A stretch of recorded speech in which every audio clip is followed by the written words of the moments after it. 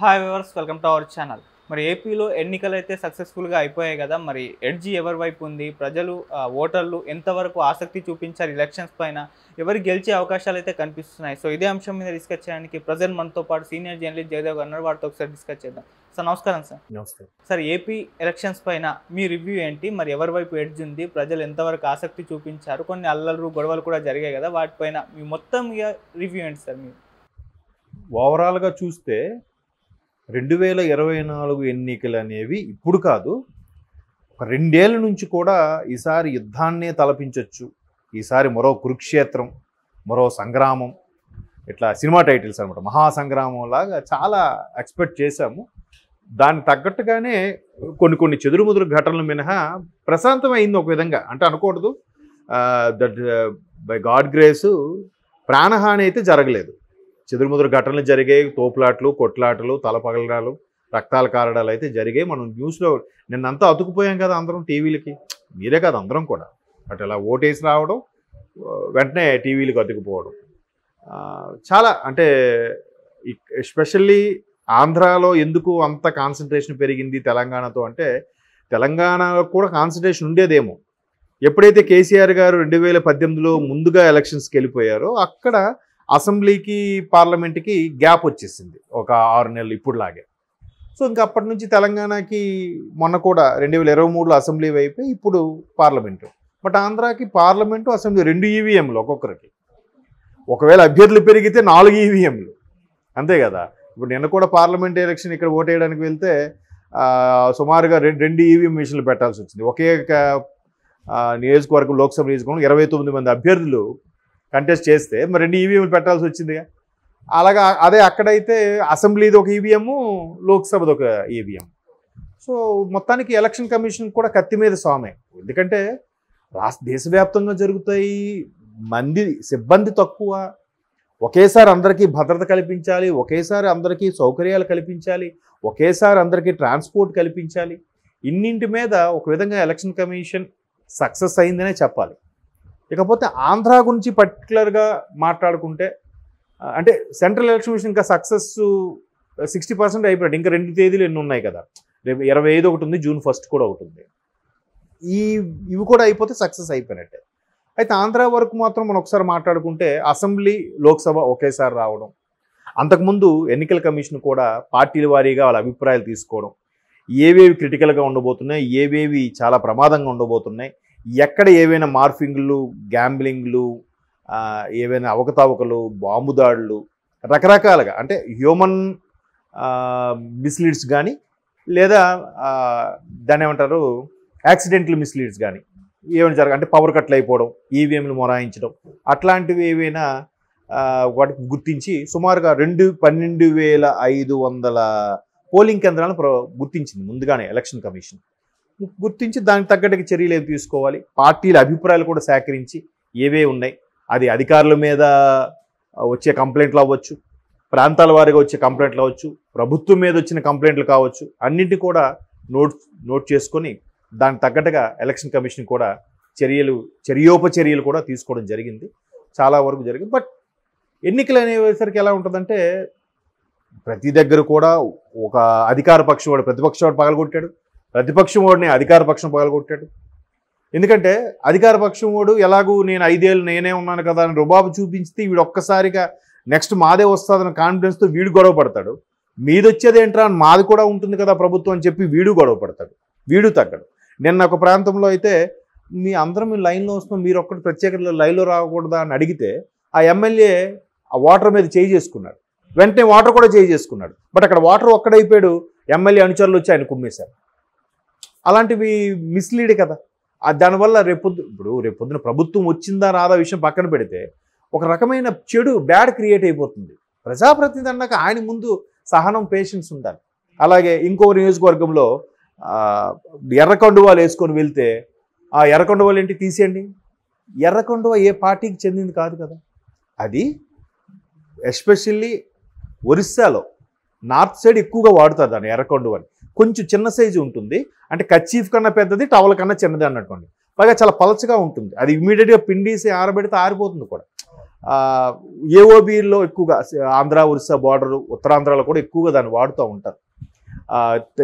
Summer కాబట్టి తుడుచుకోవడానికి ఈజీగా ఉంటుంది, ఒత్తుకోవడానికి అన్నట్టు. సో దాన్ని కూడా అబ్జెక్ట్ చేశారు. అలా అబ్జెక్ట్ చేసినప్పుడు ఏముంది, ఇది ఏ పార్టీకి చెందింది కాదు, దాన్ని జనరల్గా కాశీ తువ్వా ఏదో అంటారు, చిన్నగా ఉంటుంది కాబట్టి కొన్ని ప్రాంతాల్లో దాన్ని అబ్జెక్ట్ చేయడం, ఇట్లా అన్నప్పుడు కూడా మాట మాట పెరగడం, ఆర్గ్యూ రావడం రకరకాలు జరుగుతుంటాయి. అలాగే పెట్రోల్ బాంబులు విసురుకున్నారు, కొంతమంది కర్రలతో కొట్టుకున్నారు, కొన్ని దగ్గరలో వాహనాలు ధ్వంసం చేశారు. ఇలా ఉంటే మరోవైపు వాటర్లో ఇక్కట్లో ఎలాగంటే పవర్ కట్ అయిపోవడం, ఈవీఎంలు మొరాయించడం. అందుకే అర్ధరాత్రి 2 గంటల వరకు కూడా చాలా వరకు ఎట్లాగైనా ఓటర్లు వినియోగించుకోవాలి, చెయ్యాలి. ఎందుకంటే ప్రతి ఓటు వాల్యుబుల్ అనండి, చాలా వాల్యుబుల్. దానికి అవేర్నెస్ కోసం ఎప్పటికప్పుడు, ఇప్పుడు కొంచెం తగ్గించారు కానీ సోషల్ మీడియా వచ్చాక, ఇంతకుముందు దానికోసం ఎన్నికల కమిషను సెపరేట్గా సభలు సమావేశాలు నిర్వహించారు మేధావులతో. ఇప్పుడు హరిహర కళాభవన్ లాంటి భవనంలో కానీ, లేదా సత్యసాయి నిగమాగమంలో కానీ, లేదంటే ఒక ఆడిటోరియంలో కానీ దానికోసం ఒక అవేర్నెస్ క్రియేట్ చేశారు. ఆఫీసులకు వెళ్ళి చెప్పడం, ఎక్కడికక్కడ ఓటు మన హక్కు, మన బాధ్యత, భావితరాలకు మనం ఇచ్చే కానుక అన్నట్టుగా అరేంజ్. ఇప్పుడు సోషల్ మీడియా వచ్చాక ఇవన్నీ తగ్గిపోయాయి. సో అట్లాంటివి క్రియేట్ చేయడం, ఇవన్నీ ఒక పరంగా చూస్తే. ఇకపోతే ఆంధ్రాలో ఈ నువ్వా నేనా అన్నట్టుగా చాలా వాడివేడిగానే జరిగింది. ఎందుకంటే చెప్పాను కదా, ఎమ్మెల్యే మీద ఒకటి చేయి చేసుకోవడం, ఎమ్మెల్యే మీద చేయి చేసుకోవడం, కొన్ని ఏరియాలో తలలు పగలు కొట్టుకోవడం, అద్దాలు ధ్వంసం చేయడం, కొన్ని దగ్గరలో ఎక్కడ కూడా ఓల్డ్ సిటీలో కూడా ఎదురెదురు నాయకులు పడేసరికి ఆర్గ్యుమెంట్కి బాహాబాహికి దిగడం, ఇట్లా జరిగాయి. అయితే ఆంధ్రాలో ఏంటంటే రెండు ఒకేసారి రావడం, అభ్యర్థులు కోలాహలం ఉంటుంది. అయితే ఈసారి ఎప్పుడూ లేనట్టుగా ఆంధ్రాలో ఓటింగ్ పర్సంటేజ్ 80 దాటేసింది. 80% దాటింది అంటే 70 దాటింది అని అంటేనే ప్రజలు చాలా ఉత్సాహంగా కసిగా వేశారని అర్థం. ఉత్సాహంగా కసిగా. ఎందుకన్నానంటే ఎప్పుడైనా సరే ఓటింగ్ పర్సంటేజ్ పెరిగిందనంటే రెండు సందర్భాల్లో పెరుగుతుంది. ఒకటి, చాలా సంతోషంగా హ్యాపీగా, అబ్బా మేము భలే ఉందిరా, మా స్టేట్ చాలా బాగా చేశారురా, అలాంటి వాడు మళ్ళీ తెచ్చుకోవాలరా అని ఉత్సాహంగా వెళ్ళేది ఒకటి. రెండోది, విసిగిపోయి, అయితే ఎక్స్ట్రీమ్ లెవెల్ లేదా డౌన్ లెవెల్, ఈ రెండు సందర్భాల్లోనే పర్సంటేజ్ పెరుగుతుంది. అయితే ఇప్పుడు అక్కడ ఏమిటి అనేది మనం 4వ తేదీన మనకు తెలుస్తుంది అనుకోండి. బట్ అంత ఉత్సాహంగా ఎప్పుడూ రాలేదంట. ఎందుకంటే కేవలం ప్రభుత్వ ఉద్యోగులే 4.5 లక్షల మంది ఓటు హక్కు వినియోగించుకున్నారు. నాకు తెలిసిన మిత్రులు అయితే ఎప్పుడు దగ్గరలో ఉంటే వెళ్దాం లేరా, లేకపోతే లేదు, తర్వాత పోస్టల్ బ్యాలెట్ వాడుకుందాం అనుకునే మనుషులంతా కూడా క్యూ లైన్లో వెళ్ళి నిలబడి ఆ పోస్టల్ బ్యాలెట్ తీసుకొని ఓటు వేసి వినియోగించుకున్నారంటే ఎంత కసిగా ఉన్నారో చూడండి. ఇక్కడ మాత్రం కసే, మిగతా సందర్భాలు నేను చెప్పలేను కానీ అదైంది. ఇకపోతే చుట్టుపక్కల రాష్ట్రాల వాళ్ళు ఓన్ ట్రాన్స్పోర్ట్ల ద్వారా, పబ్లిక్ ట్రాన్స్పోర్ట్ దొరకకపోతే ఓన్ ట్రాన్స్పోర్ట్ ద్వారా కారుల్లో వెళ్ళారు. అంటే ఇది మనకి సంక్రాంతికి వాటికి చూసారా, సొంత కారులు. అసలు హైదరాబాద్ ఒక్కసారిగా మీరు అవి గమనించండి, సంక్రాంతికి నిర్మానుష్యంగా తయారవుతుంది ఆ 2 రోజులు. అట్లా హైదరాబాద్ కూడా ఒక విధంగా అయిపోయిన పరిస్థితి వచ్చింది. అంటే అంత కసిగా వెళ్ళారు. కసిగా వెళ్ళినప్పుడు వారు వన్ సైడ్ అయిపోతుంది. అర్థమవుతుందా? అలాగే ఎప్పుడూ లేదు. ఈసారి బాగా చర్చోపు చర్చలు, బాగా కసి, ఏ వర్గం కా వర్గం మేమే గొప్ప, ఏ వర్గం కా వర్గం మేమే గెలుస్తాం, ఏ వర్గం కా వర్గం మా వైపు ఎక్కువ సర్వేలు ఉన్నాయి. ఇలాగా ఎవరికి కొట్టుకు వాడు సర్వేలు అవి చేయించుకొని ఎవరి తట్టు వాళ్ళు ఫేవర్గా చేయించుకున్నారా లేదా నిజంగా చేయించారా అనేది మనకు 4వ తేదీ తెలుస్తుంది. కానీ అలా చెప్పుకొచ్చారు. మొత్తం మీద సజావుగా సాగాయి. అర్ధరాత్రి 2 గంటల వరకు సాగిన ఉన్నాయి. ఆ 2 గంటలకు కూడా సాయంత్రం 6 గంటల వరకు ఎవరైతే క్యూ లైన్లో ఉన్నారో వాళ్ళందరికీ అవకాశం ఇచ్చేశారు. జనరల్గా కొన్ని షాప్స్ చూడండి, రాత్రి 10తో క్లోజ్ అంటే 9తో క్లోజ్ అంటే 9 కల్లా ఎవరైతే లోపలికి ఎంటర్ అయిపోతే అక్కడ షట్టర్ దించేస్తాడు, వెనక నుంచి పంపించుకుంటాడు కావాలంటే. అది మ్యాక్సిమం 10-10:30 వరకు వాళ్ళు షాపింగ్ అంతా అయిన వరకు అప్పుడు లైట్లను ఆపేస్తారు. అలాగా వీళ్ళు కూడా 6 గంటల వరకు గేట్ లోపల వరకు వచ్చి క్యూ లైన్లో ఎవరైతే ఉన్నారో వాళ్ళందరి వరకు అవకాశం ఇచ్చారు.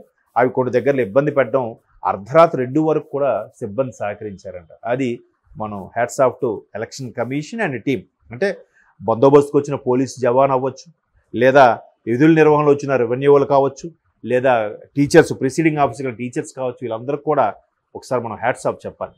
ఎందుకంటే భవిత కోసం, రాష్ట్ర భవిష్యత్తు కోసం, దేశ భవిష్యత్తు కోసం వాళ్ళందరూ పాటుపడతారు. వాళ్ళందరూ పిడికిలి బిగిస్తేనే మనం సేఫ్టీగా వెళ్ళి ఓటు హక్కు వినియోగించుకొని రాగలుగుతున్నాం కదా. సో 4వ తేదీన మ్యారేజ్ అవుతుంది, బట్ పర్సంటేజ్ పెరిగింది కాబట్టి వార్ వన్ సైడ్ అయిపోతుంది అనేది నా అభిప్రాయం ఆంధ్ర ప్రకారం. ఇంకా తెలంగాణ ఓన్లీ పార్లమెంటరీ కాబట్టి అంత పర్సంటేజ్ కూడా చేసుకోలేదు. ఎందుకంటే 2 ఉన్నప్పుడు ఖచ్చితంగా వెళ్తారు, ఒకటైనప్పుడు కొంచెం ఎందుకో కొంతమంది లాంగ్ వీకెండ్ అని అట్లా వెళ్తున్నారు యువత.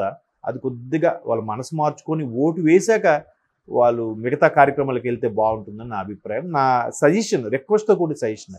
Okay sir, thank you so much sir.